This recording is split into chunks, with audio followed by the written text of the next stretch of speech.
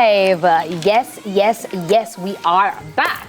Now we are going to show you a film trailer for the amazing film that is Romeo and Juliet 4Eva. Romeo and Juliet 4Eva. Don't leave out the forever.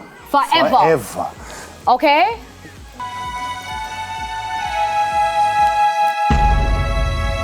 Go with Paris to St. Peter's Church. So I'm asking you to please read Romeo and Juliet by the great English dramatist William Shakespeare.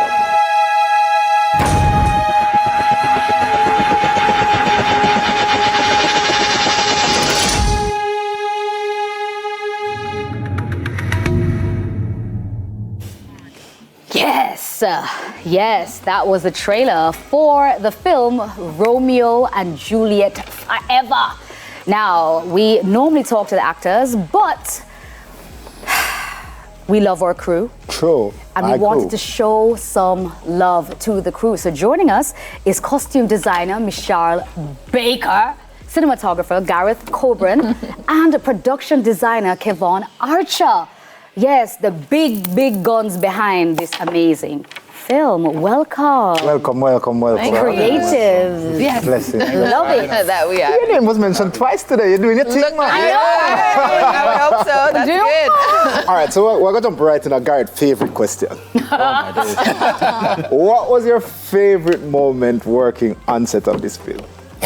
That's a very hard question because it was a challenging film, you know? There was a lot to do and it's hard to find a favorite moment because we were just going. Yeah. I don't do favorites well either. So I feel like they don't want to tell with a favorite.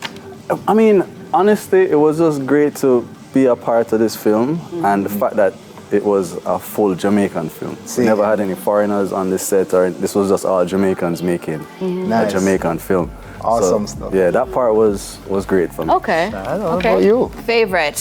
Similarly to what Garrett said, but I think my favorite would be just the fact that you're helping students like realize a dream, because a lot of them, it was their first time ever acting, their first time being on a set. So I think to me the favorite is imparting the knowledge and helping them to do something different and do something new and do something creative. I love that. Gotcha. All right, Kevon. Well, my favorite part was basically being with the students and showing them that there were different aspects of film that really contributed to the whole picture. Like for instance, the environments that we chose to act out the scenes and how they impacted on visual presentation. And how, at least when you see the film, you will see what we've put into it as HODs. We didn't have any outside influences on the outcome, as in external people outside of Jamaica. We were the ones that interpreted this vision, and this is our hard work. Awesome. Because a lot of times persons talk about, I want to be an actor, I want to be whatever, but you guys as HODs, the head of departments, give us a little bit about how you guys got started in production, because persons don't know that there's the other side. The films is not just about the actors. There's so much more happening behind the camera that make it what it is, you know? Yeah. So how do you guys get started? How do you get started? Well, for me, I was always interested in the arts, and I was pursuing a career in graphic design, and that brought me to school. But in school, I realized that I was not a graphic designer. I love that. Yeah, and then I ended up in a film course in university, and I just loved it. Yeah, I just realized this is my calling. Yeah. So, and I really wanted to come back here and work, you know. Yeah, definitely. And you're fabulous at it. Oh, thank you. Hello. I'm fabulous at it. Not lie. All right, Cheryl.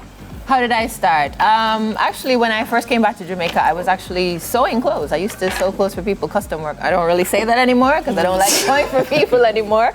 But I got approached by Paul. They asked me if I wanted to be like a wardrobe mistress for a film. And I'm like, hey, it's same thing, just instead of one person, you're doing it for 5, 10, 15, 20, 100. Yeah. And it just went on from there. Yeah. But just always been an artist, always been a creative, always making things, jewelry, painting, just always doing stuff from as a child. And I believe that you were my first agent here that did my first commercial here in Jamaica. That's right. So I've worn many hats. Commercial. And I jumped in front I of the think I've camera. worked with you before. See that? It's small enough. On the commercial. You're not get away from the question. He's like, oh, I remember now.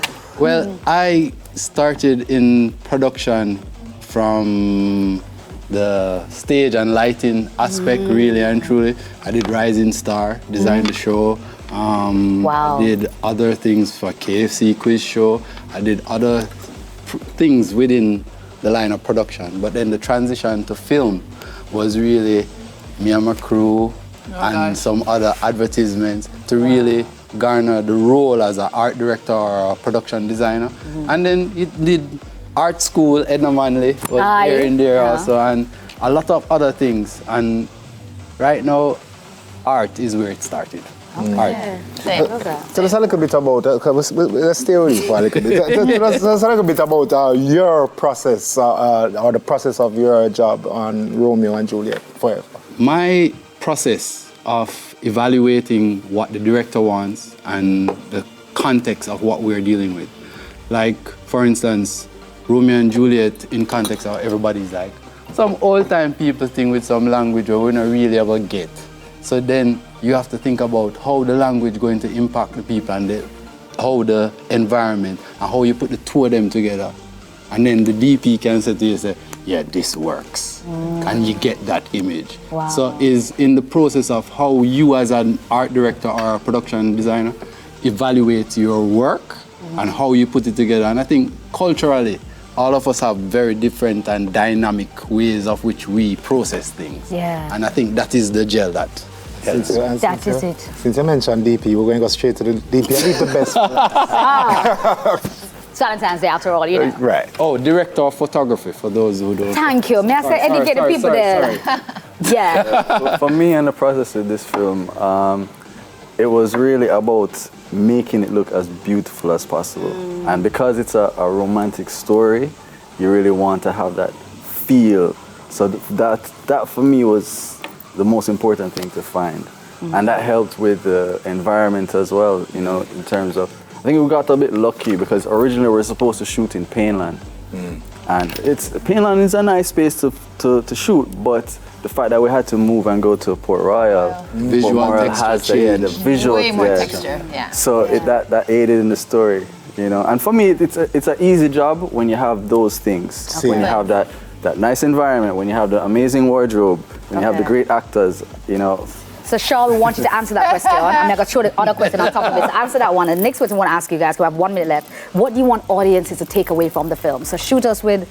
So my process, I mean, the whole take your hand on make fashion, because I find every time I get something a budget, there's no budget, low budget, no budget. So I always have to be creative, pull a rabbit out of a hat, you know, but basically for wardrobe, break the script down, work it out, and just, you know, try and make something out of nothing sometimes. And actually double, because I'm a little acting. I saw you in there as well. I was like, isn't that her on the film? That's right. So, you know, I practiced my British accent for a day or two, you know, Very to get nice, into the darling. Very It nice. was really good. So what do you want person to take away from the film whilst we're here, you know?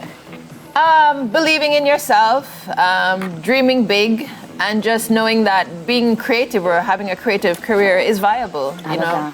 Just go after your dreams, because not everybody's going to be Dr. Lawyer, Indian in Chief. And what would the world be without art? Earth, nothing. I love that. We need art. We need the creatives. Okay, so quickly, where can we find you on social media? Everybody. Charleby_art or Baker's Goods. K. Archer and Associates at Instagram. The _truth 876. Right. All right, thank you guys. I feel like we learned so Awesome. much. It was lovely. Valentine's, you know. Yes. Yeah. That's Romeo and Juliet forever. Forever. Yeah, make sure to Make sure to check it February out. 19th, that is February the show. 19th, February 19th, come check it guys. out. Yes. Awesome stuff. And remember, March 4, you can catch A Shade of Indigo. Shade of Indigo on right television here Jamaica. on TVJ as well. Yep.